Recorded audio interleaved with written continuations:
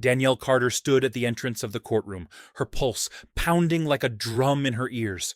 The air inside was cold, sterile, every whisper echoing too loud. She smoothed the crease of her blazer, took a breath, and stepped forward. This was no ordinary custody hearing.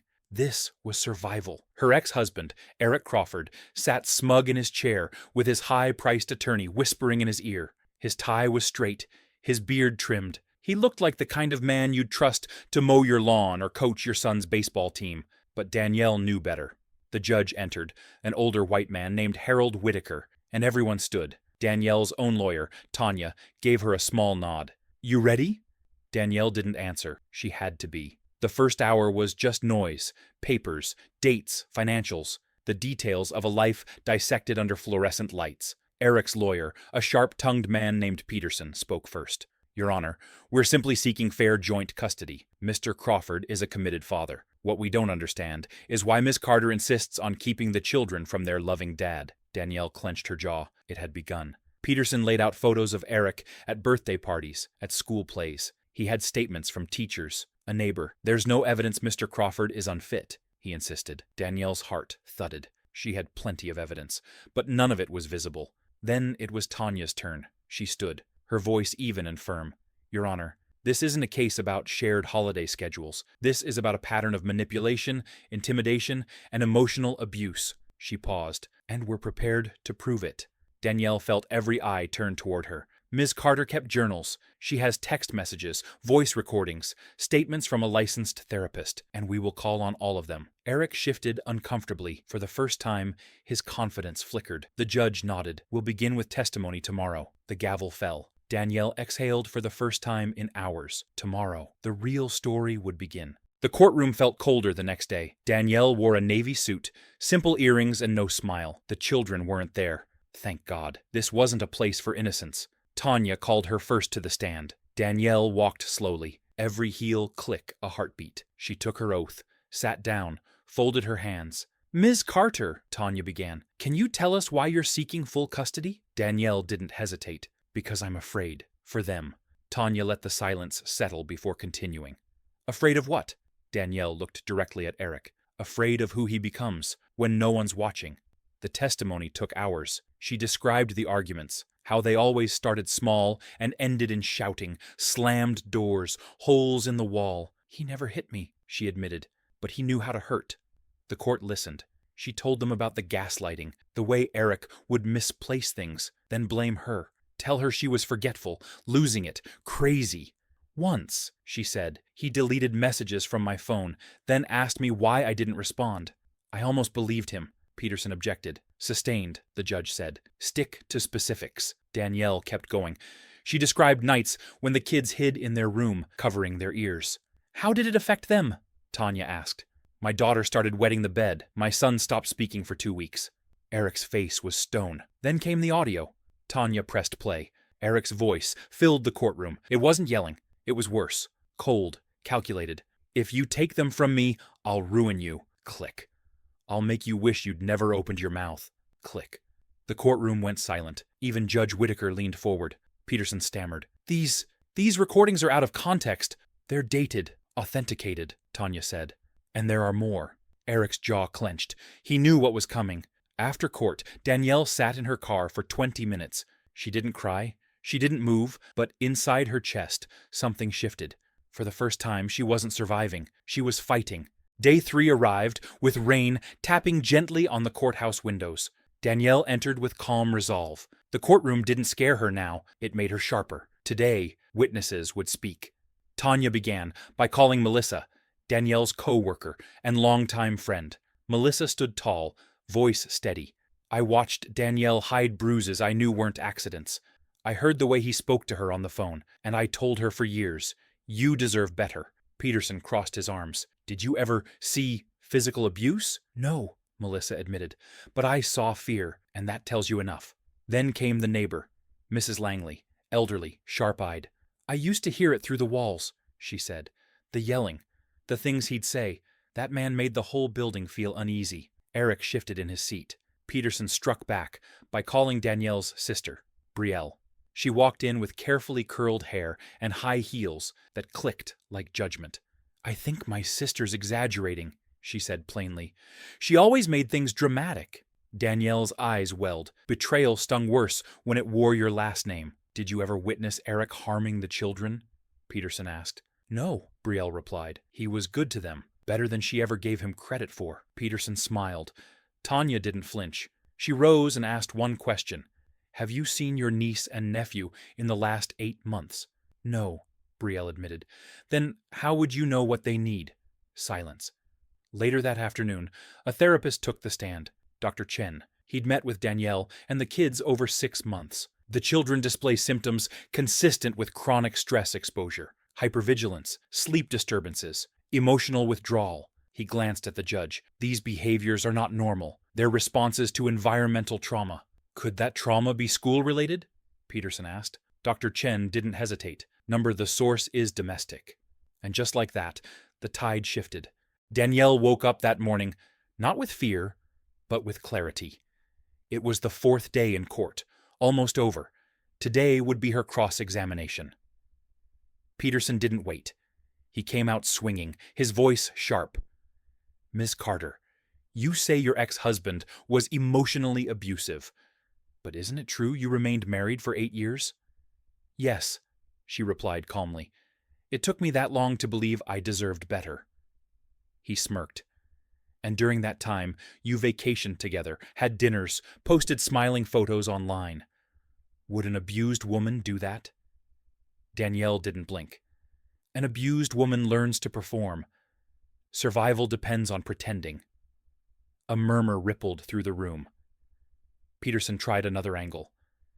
Isn't it true that you once told your husband, quote, I wish you'd disappear? Yes, she said. It was after he screamed at our son for spilling juice. I was protecting my child. And these recordings? Did you record him without consent? In my state, I'm legally allowed, and I did it to document the truth. Then Peterson did something unexpected. He brought up Danielle's past, an old mistake, a college shoplifting charge. You hid this from the court, he said. I was 19, she replied, and I paid for it. Unlike Eric, who's never taken accountability for anything he's done. Tanya stood. Objection. Relevance. Sustained. Peterson sat down, defeated. Danielle's composure had turned every attack into a reveal. She wasn't hiding. She was rising. The last day of court began in stillness. No rustling papers, no whispers. Just the sound of slow, deliberate footsteps as Judge Whitaker entered and sat, removing his glasses before speaking. I've reviewed the testimonies, evidence, and exhibits. Today, each party will have one final opportunity to speak. Then I'll render my decision. Danielle's breath slowed. She squeezed her palms together. Her hands were cold. Tanya gave her a single nod. It's time. Eric went first. He stood in his polished suit, calm as ever. But something in his tone had changed, more defensive now, less rehearsed. I'm not perfect, he began, but I've never tried to be. I work long hours. I've made mistakes, personal ones. But that doesn't mean I should be kept from my kids. He glanced at Danielle, but didn't meet her eyes. She has a problem with moving on. She's painting a version of me that isn't real. I've never hurt my children. I've never endangered them. And I should be allowed to be their father. He sat down. It was a decent performance. But no one clapped. Then Danielle rose. No makeup today, no jewelry, just a simple black dress and a steady gaze. She stood behind the podium, her voice low but clear. I'm not here to strip anyone of fatherhood, she began. I'm here because I remember what it felt like to be afraid in my own home. The room was silent. She continued. My kids are not pawns. They're not evidence. They're not leverage. They are people. And they know what peace feels like when they're with me. They know what fear smells like when they're with him. Her voice cracked just once, but she didn't stop. I've kept journals, not out of hate, but out of necessity. I've stayed quiet when my character was attacked. I've watched my own sister testify against me. And still, I haven't run. I've stood here, day after day, telling the truth, whether or not it hurts." She paused, and then finished, soft but sharp. "I don't want to win. I want to protect. That's it." The judge sat back, silent for a moment. Then, finally, "This court is not in the business of perfection. It is in the business of safety, stability, and truth. Mr. Crawford, while your rights as a father remain intact, your pattern of deception, both personal and procedural, cannot be ignored." Eric blinked. "I hereby grant Danielle Carter full physical and legal custody of both children." Danielle's breath caught. "The defendant will retain supervised visitation until further notice, contingent on court-ordered parenting classes, psychological evaluations, and full financial disclosure regarding all dependents." Eric stood, his face burning red. "This is a joke." The judge banged his gavel once. "Court is adjourned." Danielle didn't cry, not right away. Tanya hugged her tight, whispering, "You did it." But it didn't feel like a win. It felt like breathing for the first time in months, like stepping out into air after being underwater too long. Outside, reporters waited.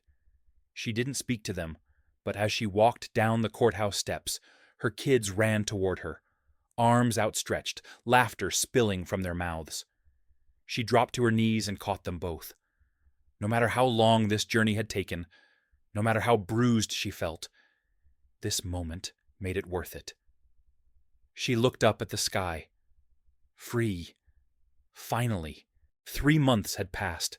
The leaves had turned, the air was cooler, and Danielle stood in the kitchen, barefoot, flipping pancakes while music played low in the background. It was the kind of normal she used to dream about. No courtrooms, no silence, no tiptoeing around invisible landmines, just Saturday morning, sunlight, and the sound of her children laughing. Jada came running in, wearing her pajamas inside out. "Mom, Tay threw syrup at me!" Tayden appeared behind her, sticky fingers and a mischievous grin. "She took my last pancake." Danielle raised an eyebrow, mock stern. "Then I guess I'm eating all the next ones." They gasped in horror, and then burst into giggles. It wasn't perfect, but it was peace. Tanya still called now and then, checking in. "You holding up?" Danielle would smile every time. "Better than I thought." Eric hadn't contested the ruling. He completed his parenting classes and showed up for supervised visits. He still tried to charm the observers. But the mask never stayed on long. The kids were learning boundaries, learning how to speak up when they felt unsafe, learning how to heal. Danielle, too. One night, after the kids had gone to bed, Danielle sat alone on the couch with a mug of tea. She scrolled through an old folder on her phone, one she hadn't dared open until now. Photos from before, smiles that weren't real, vacations that hid bruises, moments staged to look like happiness. She didn't cry, not anymore. But she whispered something to the woman in those pictures, the younger version of herself, the one who hadn't known how bad it would get.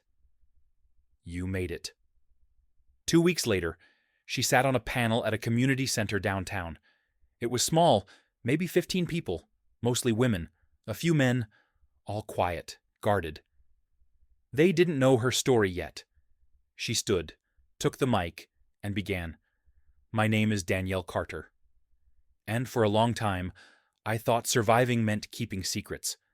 She watched their faces change. "But survival isn't silence, it's truth. And every time you tell yours, you win a little more." Some of them cried, some stayed still, but all of them listened. Afterward, a young black woman approached her, early 20s, nervous. "Can I ask you something?" "Of course." "Do you ever stop being afraid?" Danielle took a breath. "No," she said, "but you start being brave anyway, and that's enough." The girl nodded slowly. Danielle reached out and squeezed her hand. "I'm living proof." That night, Danielle lay in bed as the rain tapped against the windows. Tayden had curled up beside her after a bad dream. Jada snored lightly from her own room, and Danielle whispered to the dark, "Thank you." Not to anyone in particular, just to life, to breathe, to mornings without dread, to waking up whole. The end. Sunlight crept through the blinds, painting long golden stripes across Monica's bedroom wall. The quiet hum of the city below felt strange after the storm that had been her life for weeks. She lay still, eyes wide open, staring at the ceiling. Yesterday had ended in her favor. The courtroom had gone silent when the judge ruled in her favor. She had walked out with her head held high, or at least trying to. Her name cleared, her pain acknowledged, her truth heard. But the ache didn't disappear with the verdict. She rolled out of bed slowly, muscles sore, heart even more so. In the kitchen, she poured herself a cup of coffee. It was the first time in days she hadn't worn a suit or heels, just a long shirt, socks, no makeup. She was trying to feel normal again. Then came the knock. Not a polite, neighborly knock, a heavy, deliberate one. She hesitated, then opened the door to find a court officer standing in the hallway. "Monica Monroe?" he asked, clipboard in hand. Her breath caught. "Yes." "You've been served. Judge Whitmore has reopened your case. You are expected in court at noon today. New evidence has been submitted." Monica stared at him. "What kind of evidence? The trial's over." He gave her a slight nod, without any details. "You'll hear more in session." He handed over an envelope, turned, and walked away. Monica closed the door slowly, her heart pounding. She stood in the entryway in silence, fingers trembling as she tore the envelope open. Inside was an official court notice. No details. Just the time, the location, and a single line that made her blood run cold. New witness testimony, submitted under seal. Monica stepped through the courthouse doors, each step heavier than the last. The clack of her heels echoed across the polished floor, matching the rhythm of her pulse. She'd only just begun to breathe again. She wasn't ready to be back. But there it was, courtroom 3B, the same room where her world had shattered and nearly been rebuilt. Inside, the air felt colder than before. Brian was already seated, his smug posture replaced by something tighter, more guarded. His lawyer looked exhausted. The press had returned, peppered throughout the gallery like hyenas waiting for blood. As Monica took her seat beside her attorney, the doors opened again. In walked Rachel. Monica froze. Her ex-best friend was dressed modestly, her eyes downcast. The courtroom murmured with confusion. Rachel didn't speak to anyone. She walked straight to the bailiff, whispered something, and took a seat near the front. Judge Whitmore entered. "All rise." The room obeyed. Monica could barely stand. Once the judge was seated, he wasted no time. "This court has reconvened based on a new witness statement submitted under seal yesterday evening. The source has requested to testify under oath in open court." Monica's lawyer leaned over. "This wasn't in the summons. She didn't just submit a letter. She's going to speak." Monica swallowed hard. "Ms. Rachel Green," the judge called, "please approach the witness stand." The shuffle of Rachel's heels on the wood floor sent a chill through Monica's spine. Rachel took the stand, placed her hand on the Bible, and swore in. The judge looked at her. "Proceed." Rachel took a breath, then looked straight at Monica. "I never thought I'd be the reason someone's life fell apart," she began, "and I need to say everything now before I lose my nerve." The room fell silent. Rachel continued, voice shaky but clear. "Brian told me he was leaving Monica. Said they were done. Said she was cold, didn't care about him. He made me believe that I was the victim too." Monica didn't flinch. "But he lied. He was never going to leave her. I was a tool, a distraction. And then I started finding things. Papers, emails, even a burner phone hidden in his car." Monica's head snapped up. Rachel looked to the judge. Brian had a plan, one that went way beyond the affair, offshore accounts, a fake consulting company in Monica's name, debt she didn't know existed, life insurance policies, multiple, all in her name. The judge narrowed his eyes. "Do you have evidence?" "I do." Rachel handed the bailiff a thick manila folder. "I've submitted it all. Emails, transaction history. He's been building a paper trail for over a year." Brian shot to his feet. "That's a lie. You're lying." The judge slammed his gavel. "Sit down, Mr. Monroe." Rachel didn't flinch. He told me she was holding him back, that he needed to be free to start fresh, that it would be over soon, one way or another. Monica couldn't breathe. Rachel's voice cracked. "I didn't know how dark it really was until I saw the policy update last month. He added a new clause. If Monica were to die under suspicious circumstances, he'd receive double." The gallery gasped. Rachel turned to Monica one last time. "I know sorry isn't enough, but I couldn't keep quiet anymore." Silence gripped the room like a fist. Monica stared at her, mind spiraling, not knowing if she wanted to cry or scream. Everything, the affair, the trial, the shame, was just the surface. Underneath, something far more sinister had been unfolding. The courtroom felt frozen in time. No one spoke. Even the fluorescent lights above seemed dimmer, like they too were shocked by Rachel's confession. Monica could hear her own heartbeat, louder than anything else. Brian sat like a statue, jaw clenched, his eyes burning with fury. His lawyer leaned in, whispering frantically, but Brian waved him off. Judge Whitmore scanned the documents Rachel had provided. His eyes moved faster now, brow furrowing deeper with each page. When he looked up, his tone was razor-sharp. "Mr. Monroe," he said slowly, "would you like to respond to these accusations?" Brian stood, smoothing his suit jacket. "Your Honor, this is clearly the desperate act of a scorned woman. Rachel has every reason to lie. She's upset that I ended things with her.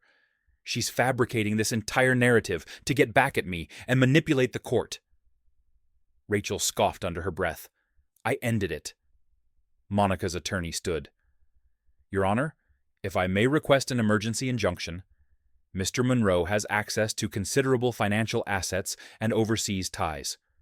We believe there is sufficient evidence to consider him a flight risk." The judge nodded. "Request granted. Bailiff, escort Mr. Monroe into custody, pending further review." Brian's face drained of color. "Wait, what? You can't be serious." The bailiff approached, placing a firm hand on his shoulder. "I didn't do anything illegal," Brian shouted as he was led away.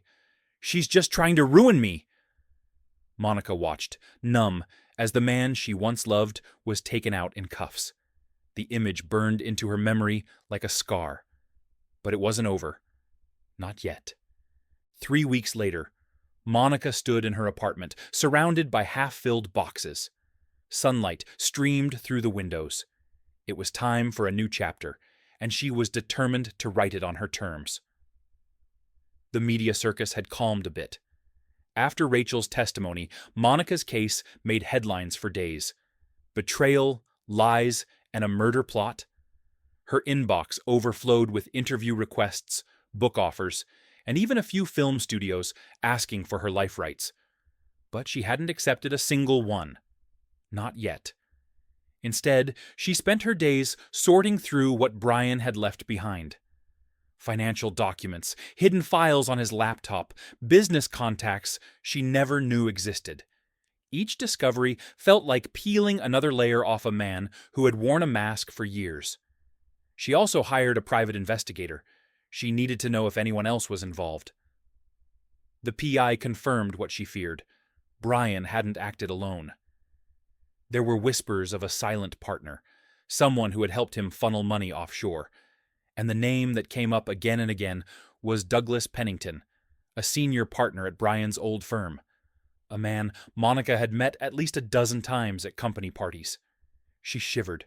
How deep did this go? Just as she reached for her phone to call the investigator, it rang. Unknown number. "Hello?" she answered cautiously. A low voice replied, "Ms. Monroe, you don't know me, but I know what Brian was planning, and you're not safe." Monica's blood ran cold. Monica gripped the phone tighter. "Who is this?" A pause. The voice was careful, calm. "I used to work with Brian. I was part of the security firm he hired. I didn't like what I saw, and I walked away. But I kept copies, evidence, and you need to see it." Her knees went weak. "Why now?" "Because Brian had more enemies than you realize. And now that he's behind bars, they're turning their attention to you. You were his weakness, Monica. That makes you a loose end." The call dropped. Monica stood frozen in place. The silence after the call louder than the voice itself. Loose end? She immediately called her attorney and the private investigator. Both advised her to stay somewhere safe. Immediately. She packed a bag and drove to a hotel under a false name. The investigator would look into the caller while her lawyer worked on securing a restraining order against any named associates of Brian. Monica curled up in the hotel bed that night, staring at the ceiling. Sleep felt like a stranger. In the dark, the truth echoed. She had survived a man who nearly destroyed her, but his shadow still loomed large. 3 days later, a package arrived at the hotel front desk. No return address. It was addressed only to M. She opened it cautiously in the room, heart pounding. Inside, a USB stick and a note. "You'll find everything you need. Don't trust anyone, especially Pennington." She plugged the USB into a burner laptop. Dozens of files appeared, photos, emails, bank statements. One folder stood out. Project Slate. Opening it revealed surveillance photos of Monica. At the park, at the cafe, even inside her apartment, someone had been watching her for months before she ever suspected a thing. One image made her gasp. It was of her in bed, asleep. She slammed the laptop shut. Monica wasn't just dealing with betrayal. This was stalking, psychological warfare, and the man she thought she knew had orchestrated it all. But now that he was behind bars, someone else was picking up where he left off. Her legal team wasted no time. With the new evidence, Monica pushed to reopen the case, this time against Douglas Pennington. The court agreed. When she walked back into that courtroom weeks later, she was stronger, colder. She wore black, not mourning, but armor. Pennington, smug in a tailored gray suit, sat across from her like a man who still believed he was untouchable. But Monica wasn't the same woman anymore. The prosecution laid out the evidence. Financial records tracing bribes and foreign accounts, email threads between Pennington and Brian, and even a decrypted message referring to Monica as a threat to neutralize. Then they showed the photos. Gasps filled the courtroom. Pennington's smile vanished. He leaned toward his lawyer, whispering frantically. Monica kept her eyes locked on him. The judge, again presiding over her case, nodded solemnly. "We will recess for deliberation, but rest assured this court takes these allegations extremely seriously." As she stepped outside the courtroom, reporters swarmed her. She said nothing. Rachel was waiting by the courthouse steps. "You're doing it," she said. "You're burning it all down." Monica nodded. Now it's time to build something better.